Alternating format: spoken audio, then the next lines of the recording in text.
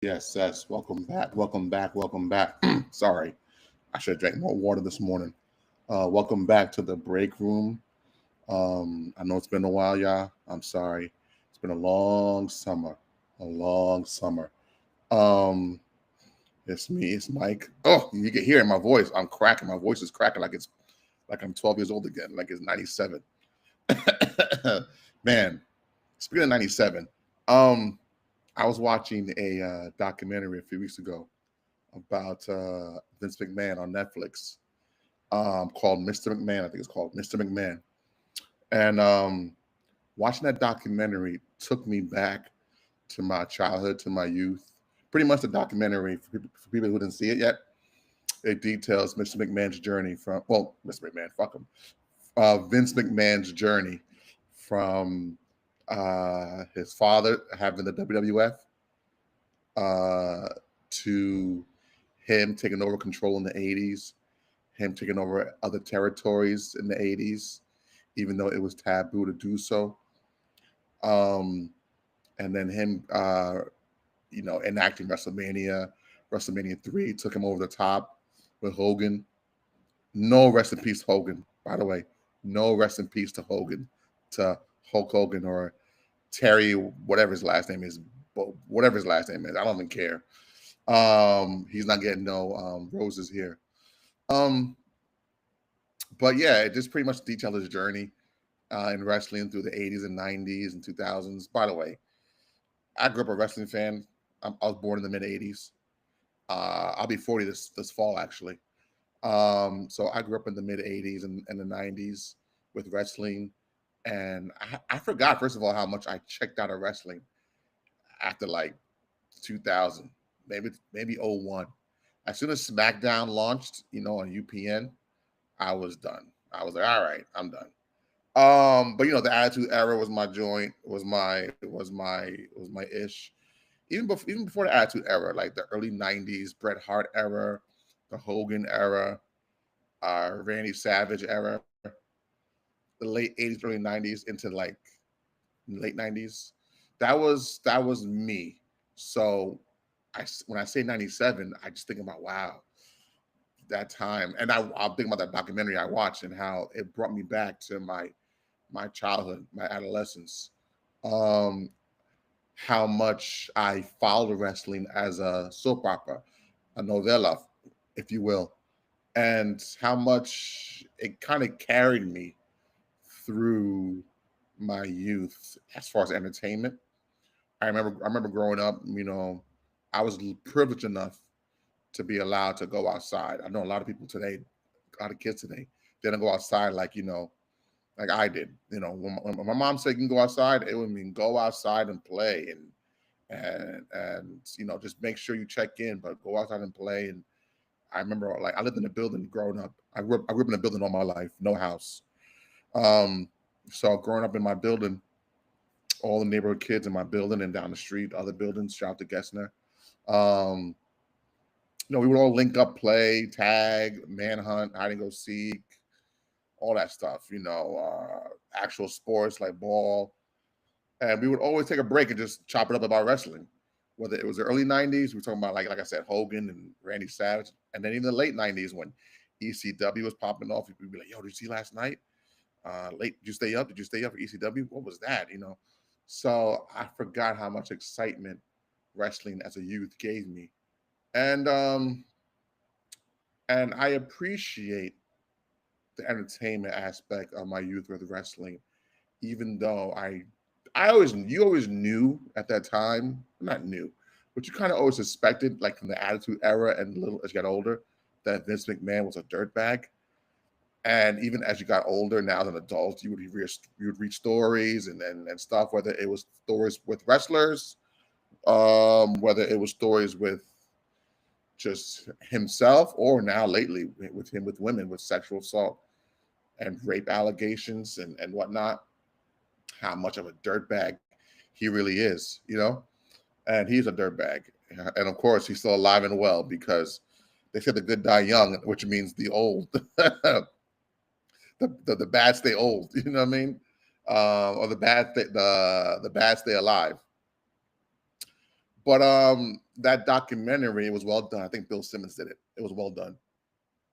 And I think what I got from it is like it kind of put into texture, into nuance, not nuance, but texture, how much Vince McMahon is a fallible person, how much of a flawed character he is, even though he's successful. And also makes you wonder, what is success? I think success also depends on what your mission statement is, what your goal is. And he makes no qualms in the documentary, Vince McMahon, about who he is, what his goals are, how ruthless and shrewd he is, and how he's not bothered by imagery or his image, really. Um, so when I say that to say this, um, I think there's value, I would say, for lack of better words, in knowing who you are, whether you know you're an asshole or not, and just going with it. You know what I'm saying? Um, and at least he knew who he was or is. He's still alive, of course. But I definitely took away from that documentary saying, "Wow, like I wonder if there was any other way for the WWF or E now and wrestling as a whole to grow, if not through Vince and his characteristics, his nasty, shrewd ways. You know, was there any other way for wrestling to grow, or did it have to be this pathway, the pathway of Vince, the pathway of nasty tactics, of uber alpha male? I hate that term, but uber alpha male tactics. Um, I say that I say that I don't know, but I lean to the idea that it had to be Vince. It had to be him. But anyway, I that was a documentary I watched recently, and and I also want to say that guys like Vince, I always wonder, what does winning mean? You know, if you win at all costs, but you burn down your legacy or your name, or you tarnish your name or your household, is it worth it? If you have a lot of bodies and blood on your hands, but you still won, is it worth it? I don't know. I don't know. Everybody's goals are different. Like I said, everybody's goals as far as success is different. But regardless, so I know people been asking me, "Yo, when are you gonna drop a podcast again, or an episode again?" And I got a busy slash weird summer. Um, Shoot, this August has been a cold summer. This August has been a been cold month. You know, where's the heat wave? You know, the only heat wave we had was in June. Um, but lately it's been 70 degrees, 70 degrees. So I don't know what kind of summer this is. And supposedly the forecast says in the fall it's gonna be really cold early. So not looking forward to that. But this summer was an interesting one. I took a break from graduate school. One, because I need the break. I need the mental break. You know, graduate school has been kicking my ass for the last few years, not just labor wise, but also financially. You know, it sucks to just be paying out of pocket, or even with financial aid help, you still got to come up with some shit on the end. And now that we have Trump, Daddy Trump, so terrible. Now that we have Trump, you know, peeling back on the DOE, Department of Education, and forcing people to pay out of pocket more with their tuition, and getting tighter restraints with financial aid. It's just like, yo, it's really hard to continue school. Thankfully, I'm in my last legs of school. I got 2 more classes, so I'm gonna do it this fall, and then one more in January, and then I'm done with graduate school. God willing, God willing. Um, but this summer, I took a break from taking a course, and which I kind of have regrets about taking a break now from the summer, because if I took this class it's the summertime and then this class coming up in the fall, I'd be done by December with school. Period. But really, this summer also was a financial situation where I need to take a break financially, because I need to recoup some money for, and I couldn't just pay for this $1,700 class. It's just like, yo. Um, Shout out to everybody that's born rich. Shout out to you. They don't have to worry about this. If you were born rich, shout out to you for not having to worry about tuition. Because us normal folk, us middle class, lower class, working class, I would say, people, we got to worry about tuition among other things. But what I would say is I I definitely took a break from class, but I also just was busy, man. So I was working summer school, teaching. I I had, summer is big for two of my daughters. It's their birthdays in August, so you have to worry about that. Um, then my youngest, she's on the spectrum. She needed the attention in the summer. A lot was going on with her, a lot of moving parts with her, and just overall fatigue too. Like I need to get my bearings back. So I have. I would say I have. But summer was also cool in a way because a lot of music came out this summer. You know, the most notarized album was probably the Clips album, or I should say Clips, their album, "Let God Sort 'Em Out." I enjoyed it. I enjoyed it. I go back to a couple records at least once or twice a week. They had a great rollout, and I enjoyed their album the most.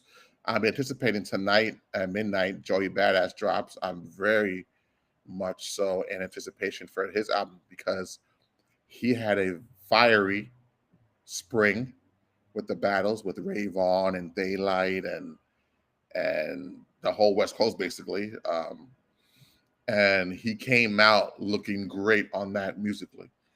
And he came out rejuvenated, it seemed like, and spirited. So I want to see what he comes with tonight on his album.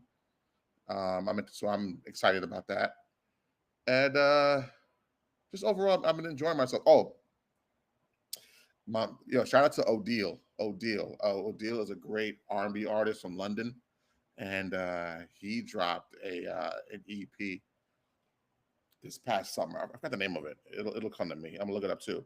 But he's somebody that on the R&B side, I have been champion. Oh, it's called "The Summer That Saved Me" by Odile. I enjoyed his work too on the R&B side. So shout out to him too. He definitely held me down this summer. I'm still listening to that to listen to his stuff. Um, and I've also, speaking of music, I've also been to replace going to school. I've actually been making music this summer. Mostly beats, mostly production, mostly tracks, mostly beats. Um, I've been producing a lot this summer, making beats, just trying to, music has been my number one love since I was a kid. You know, anybody who knows me knows that, and anybody who truly knows me knows how much music dominates my spirit and also my sanity. What I mean by that is some people listen to music and they love music. They love to listen to music. It's their love, it's their passion, maybe it's their hobby. It guides them and they love it. I would go a step further. I would say music imprisons me. Damn, it's so white, the background. It feels like I'm talking from heaven. It's morning time, so it's like, that's the sun is out. And even with the shade on, that it's still bright. So forgive me. But yeah, I look heavenly. But music imprisons me.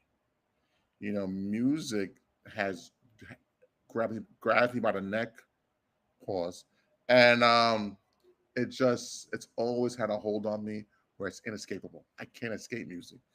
When I was 5, 6, 7, 8 years old, me and my friends would listen to music, or I'd be in the car with my cousins and music's playing. My family members or my peers, they could recite lyrics, young like me. They could, sing along like me. They could catch a groove like me earlier. But I was that kid who also was like listening at a very young age for other reasons. Like I could hear the BPMs, I could hear the bass lines. underneath. I could hear how a certain engineer did a mix. I could hear, oh, he mixed that or she mixed that. Um, I would be studying liner notes to learn who were the engineers, who were the programmers, who were the musicians, who Chucky Thompson was, who was Duro, who was Bob Power, who was just so many different people who were creating this product for me that weren't getting notarized on MTV or BET, but they were also instrumental in making sure I was given a good product. And I had to learn, I had to know who they were. I had to discover who they were, and I had to know how they were doing what they were doing. Also, it doesn't hurt that my dad and my grandfather are musicians, lifelong musicians. So I grew up with instrumentation in the household. I have memories of my dad with his Triton keyboard, playing, all day, all night. Um, I sometimes mix around with the keyboard too, whether he knew it or not. Sorry, Dad. Sorry, Pop. But I have memories of just my dad, like making music in studio, you know, making albums on his on our porch. He'd play with our neighbor who played like bass and saxophone, so they would have jams, on a hot summer day, back to back porches. He'd play on his porch, the neighbor. My dad play on our porch, and it's just like a soundtrack of my life. That's why I like that movie Crooklyn so much by Spike Lee, because it's Crooklyn is a semi autobiographical movie about Spike growing up in the '70s with a musician for a father and a teacher for a mother, and his father being a struggling musician, but music is a soundtrack to his life and how it dominates the household. That's me all day long. I grew up with that. Um, so maybe I was indoctrinated into it by my parents or by my mom and dad, my dad, or who knows. But I like to say that even if my dad wasn't a musician, or my grandfather, who I was named after a renowned musician in Haiti, I still think that I would be this psychotic over music. I still think so because, like I said, I just listen to music differently. And now this summer, I after years, decades even, I I I'm still in love with music, and I'm now back into music, producing and stuff like that. It's been at least 15, 20 years since I took it seriously. When I was a kid in my early 20s, I was doing it, but now I'm back. Um, but yeah, I'm just I definitely have a renewed love for it, I would say. So I've been playing with samples, with drums, with everything. Um, and and other instruments too, bass and all that stuff. And I want to say that it's been experience. It's been experience. Sorry, I got a phone call.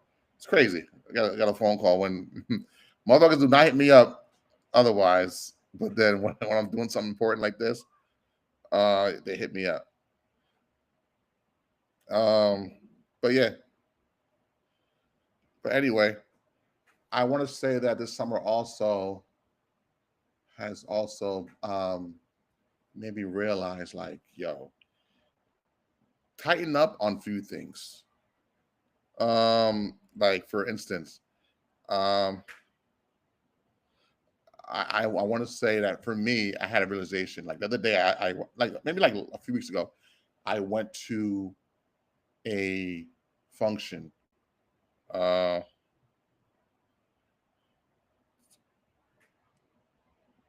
I went to a function, um, and shout to Glenda in Kenya, and someone took a candid photo of me. I didn't realize that, which I don't mind. I know some people don't like that, but I didn't mind that candid photo. And I realized how much weight I gained. I've gained a lot of weight since the pandemic. Mind you, it's been 5 years, but still. Um, and growing up as a big person, I've always been conscious of my weight, and there's been moments where I worked at it, make strides even, and there's been moments where I got lazy and really fucked up with my weight, or pardon my French, messed up with my weight. And I've been on a more or less streak of like messing up my weight, being undisciplined, being very much so undisciplined, um, not or taking like one step forward and three steps back. You know, um, in fact, I remember last fall around this time, like around September, I started to take my nutrition seriously, and I was like eating like three boiled eggs a day, a morning, every morning. Then I would like eat small portions, and it was like it wasn't even super focused. It was almost natural. I was just doing it on the low, humbly, and I was starting to lose weight. I was losing weight, and the weight was coming off rather fast, and it was to the point where I uh, I got nervous. I lost so much weight by November that I was scared that there was a health scare. So I did something I regret. I had lost so much weight, and I looked at the scale, and I said, "No, I'm down to this much pounds." And it was to the point where, like, even colleagues uh, were telling me, like, "Yo, Mike, you losing weight? Yo, Mike, you losing weight?" In fact, one colleague was like, "Yo, is this natural? Is this my like choice? Like, are you okay?" And I was like, "Shit." Just her saying that, I was like, "Oh, yo," like she put that bug in my ear, and I wish she didn't do that, but she meant well, and she wasn't being malicious. Um, So I remember that weekend. I said, you know what? Let me test myself. Let me make sure that it's natural weight loss. It's good weight loss. Let me pig out this weekend and eat wild, stupid food, nasty food, junk food. If I still have weight loss by Monday, Tuesday, then I got to see a doctor. So I pigged out that weekend. I pigged out, and I regret this. I pigged out that weekend. And by Monday, Tuesday, I went on the scale and I gained some weight. I said, okay, so I'm good. Like, my body is okay, or I think it's okay. By the way, always go to the doctor. Get your physicals done every year, um, and blood work done every year.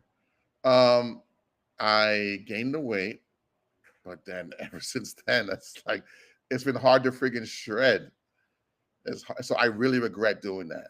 I really regret doing that. I should just trusted my gut, literally, and and I should have just like stayed on the path of doing what I was doing, because whatever I was doing last fall, it was working.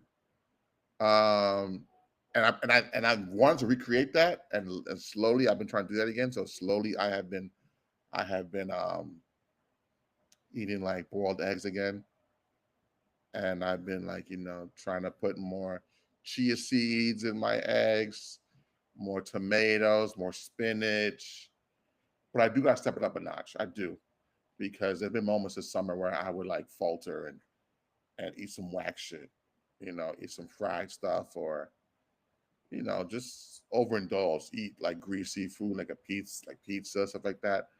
I have had relapses. And let me tell you, food is an addiction, and you can get relapses from food, um, from diets, from healthy diets. You can relapse, and I've had relapse. I have had relapse, absolutely. So um so yeah. So I think I still have to say this. I want to dedicate this fall to going back to a good path like last fall. In fact, of course, January 1st is the start of a calendar new year, of course. But I always treat September as a new year to me, a new year or new beginnings, because growing up in school all my life, and now professionally, September is a pivotal part of the year. It's like new beginnings, especially now that I'm a parent too. Um, so I'm gonna treat this September.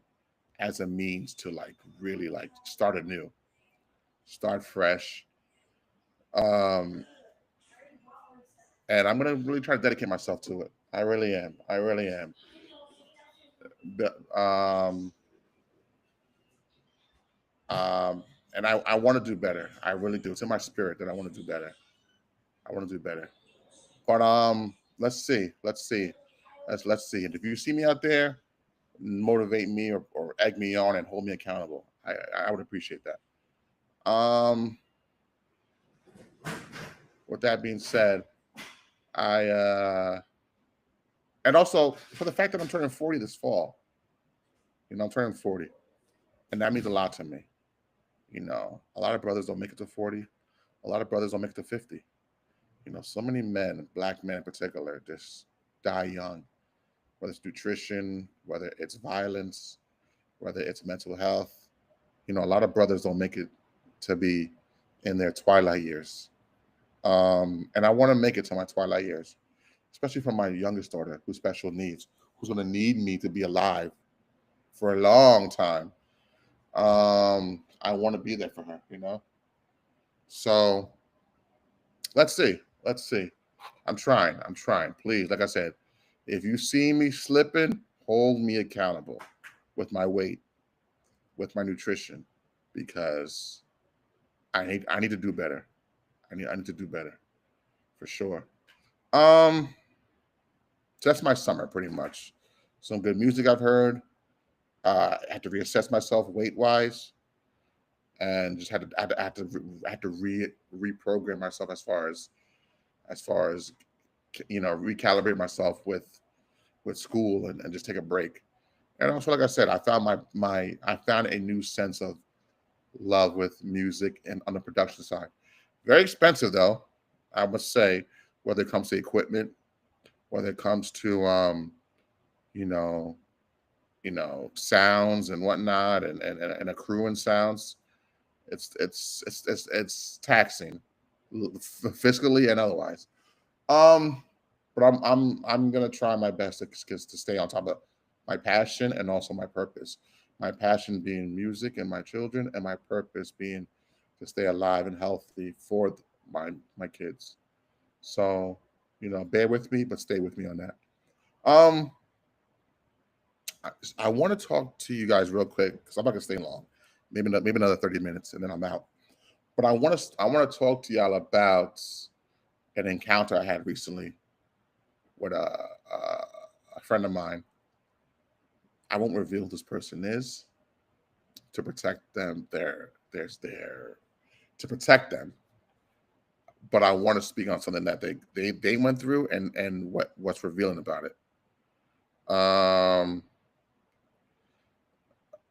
my a homie, a homie, he was telling me a story. He was telling me a story of the day about how he well basically the story is this, or the moral of the story is don't let people take your kindness or weakness. Do not let people take your kindness or weakness. And what I mean by that is, in this story, a friend of mine was trying to help out a peer of his with with a money issue. And of course, I preface this by saying, guys, be careful when it comes to money because people are weird about money. People will kill over money. People will fight over money. People will burn others over money. And in this story, my boy, let's call him let's call him Bert. So Bert tried to help out a friend of his. How? Bert's homie has money issues. Why? Because Bert's homie is, for lack of better words, I don't want to deadbeat dad. Got multiple kids. He's on child support, and since he's on child support, whenever he files for his taxes, he gets no money back because the IRS initially, garnishes it to the respective children or the mothers of the respective children. So my homie Bert is not a citizen. He's DACA. He's a DACA resident. Shout out to Obama for that. Children who came from another country, but they grew up here and maybe their parents are citizens, but they're not yet, so they're DACA. And his legal status there's a reason why I brought up his legal status. Bert is trying to help his homie with income tax. How? Bert's homie wants to use Bert as a dependent. Allegedly, by the way, allegedly. By the way, this is not me, guys. I'm a citizen, born and raised here in America. So IRS, quit it. Relax. This is all alleged. But he wanted to use homie as a dependent. And one second, y'all, because of course I got phone calls and I got so many things that are going on. So pause that 1 second. Pause that. 1 second. 1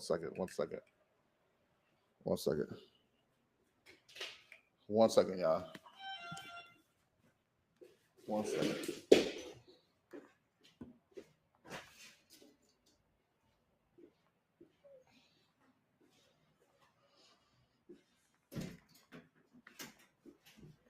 But anyway, I'm back.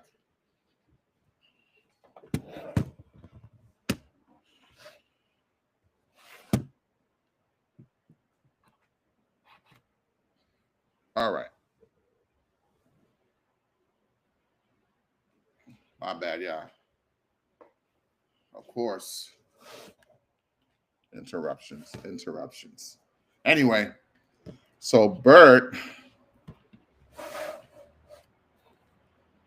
My bad, y'all. So where was I? Bert. So my homie, so Bert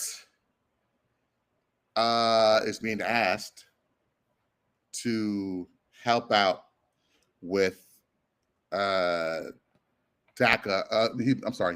He's being asked to be a dependent on his homie's tax return as an independent so he can get some cash flow. Long story short, Bert obliges. Weeks go by. There's no sign of the tax money yet.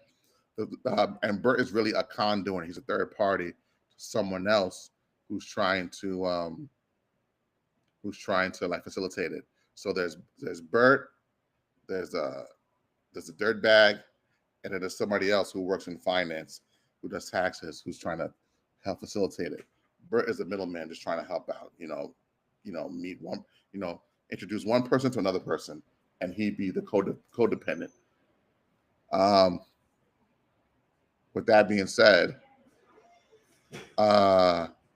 money's not seen for a while, and the facilitator can be reached. And Bert himself, he is always like in the wind. With that being said,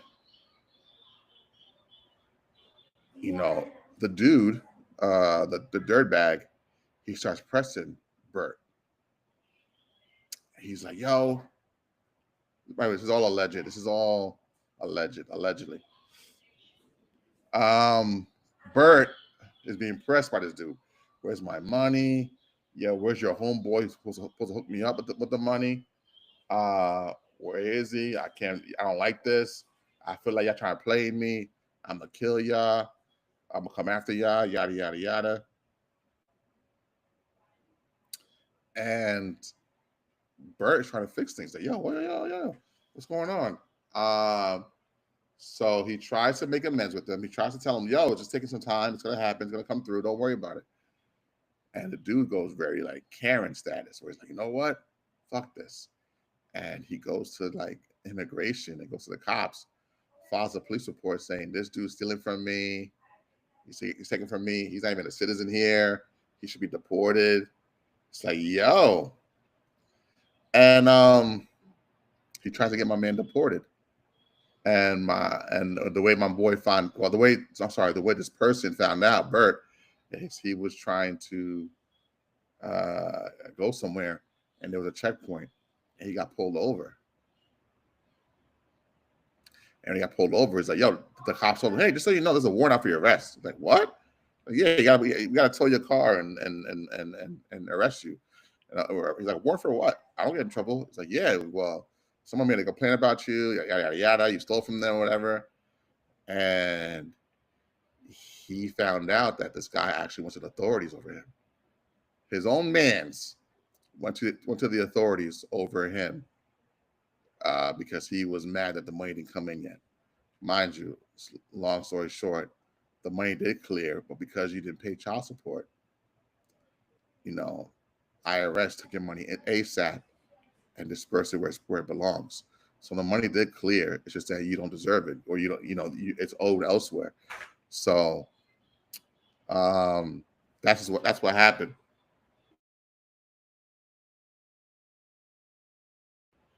Sorry about that. So I said to say this. I said to say that I think what I learned from as I'm hearing the story, I'm listening. Well, as I allegedly heard the story, and I allegedly listened to Bert. I said to myself, like, Bert, you got to understand something. One, people are funny about money. So if you're dealing with weird characters who are trying to either game the system or get around the system or finagle or whatever, and they're not at the same time holding up their end of the bargain with just their natural duties, like paying for your kids, for instance, just know that they're weirdos you cannot trust. And on top of that, it's a very dangerous thing because you're trying to be a good person and trying to help out a person in a situation. But that snake might bite you. And not just a snake that might bite you, but the whole situation might come crashing on you from various angles. So you have to understand something, like, you cannot do for others when they don't do for themselves. You know what I'm saying? You can't save people. You can't save people, especially when people are choosing to drown. If people are choosing to drown in life, you cannot throw them a raft. They'll fuck around and pop that raft. You know what I'm saying, with a knife, and and then they'll try to drag you too to drown. You cannot. You can only help out people who want to help themselves. And you can't feel sorry for people, especially adults who have kids, who chose to have kids, who chose to live a certain lifestyle, who chose to be out there. You know what I'm saying? You can't. You can't. You have to allow people to sink where they deserve to sink. Otherwise, you'll sink with them. So I felt bad for Bert for his story, but I also feel like it's a lesson learned, and hopefully you did learn. Hopefully he did learn, Bert, that help yourself, man. Help yourself. And supposedly now the situation's calmed down, allegedly. Um, and things are understood where they stay. But for the future, I told Bert, or I allegedly told Bert, yo, man, you need to watch your back, do for yourself, and mind your business. There's so much power in minding your business. When you mind your business, that means you have autonomy of yourself and only of yourself, and no one else can get into your business and ruffle feathers because they're not allowing your business, because your business is your own, because you haven't included anybody into your business. When you mind your business, there's less room for disruption.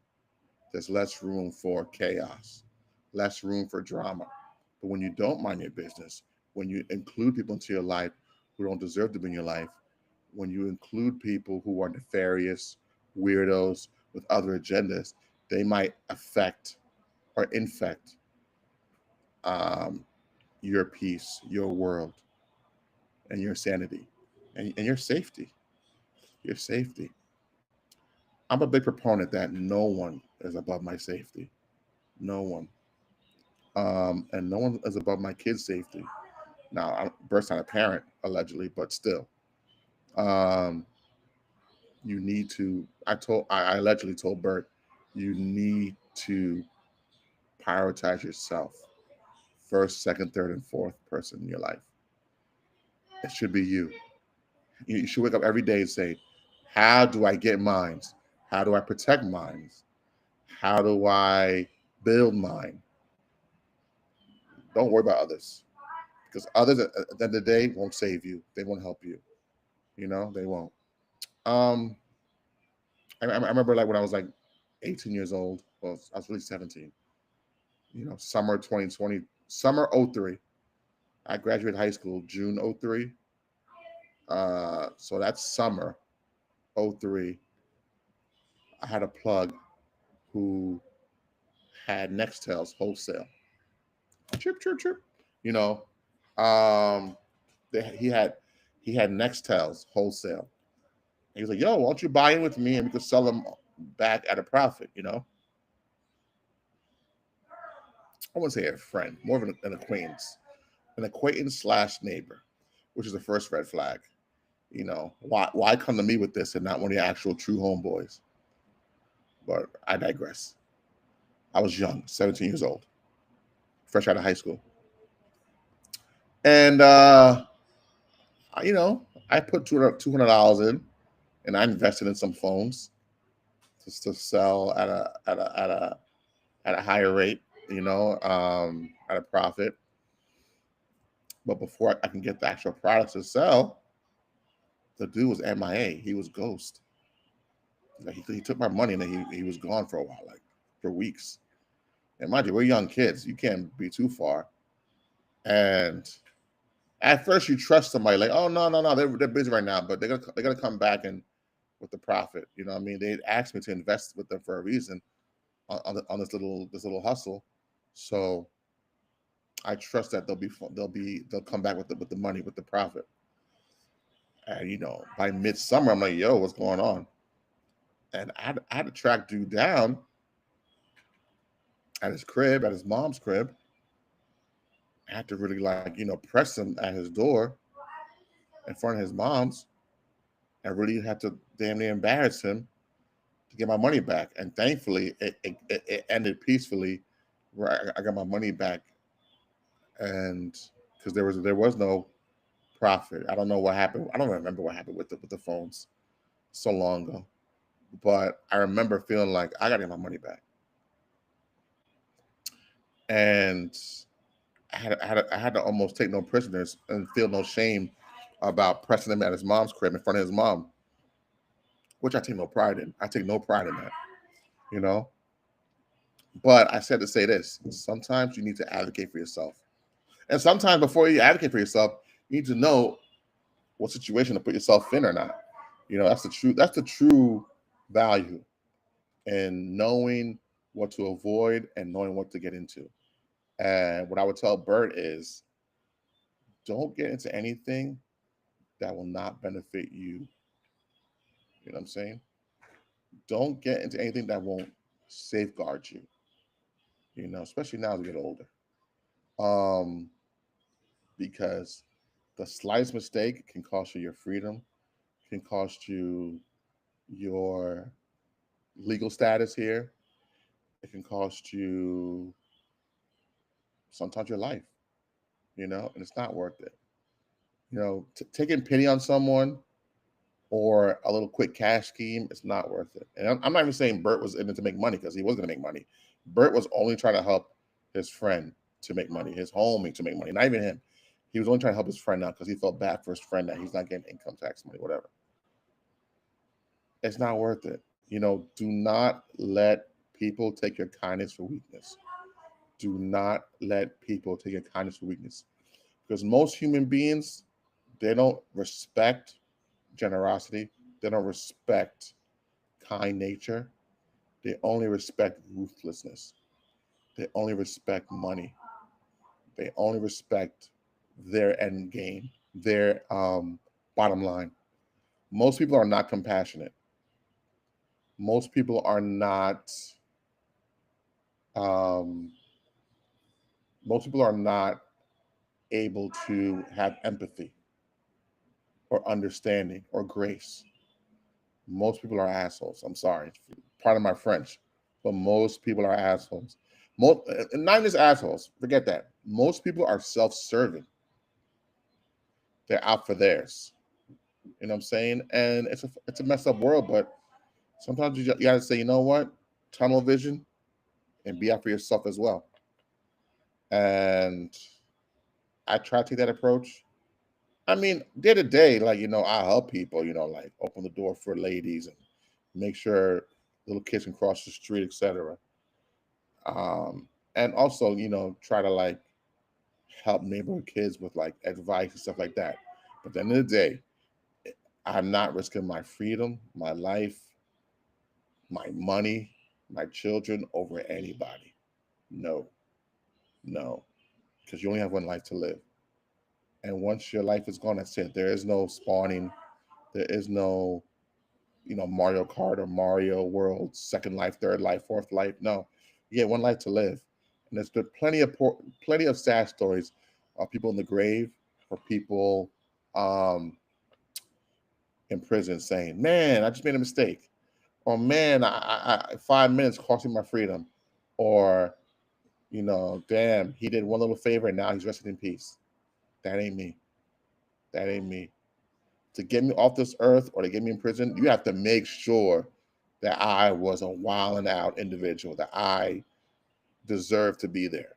Because I live my life day to day on the straight and narrow, or I try to be on the straight and narrow because, like I said, you only have one life to live, especially when you're a parent.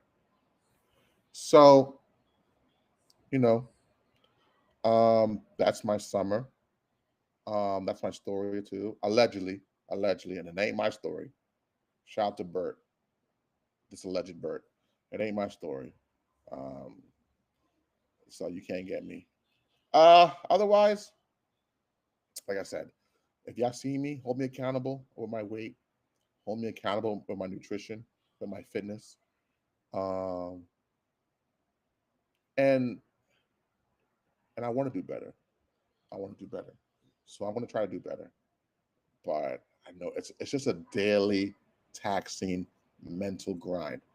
The psychology of trying to better yourself, it's really it's really something to behold. It's something to study because I have demons that'll plague me from stopping from doing better.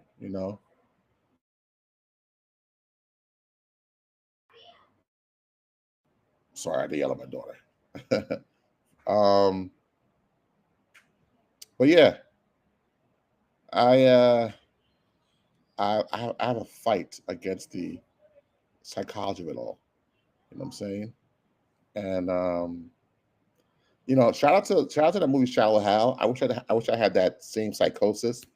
Someone just you know hypnotizing me to like just do better because I feel like I need that.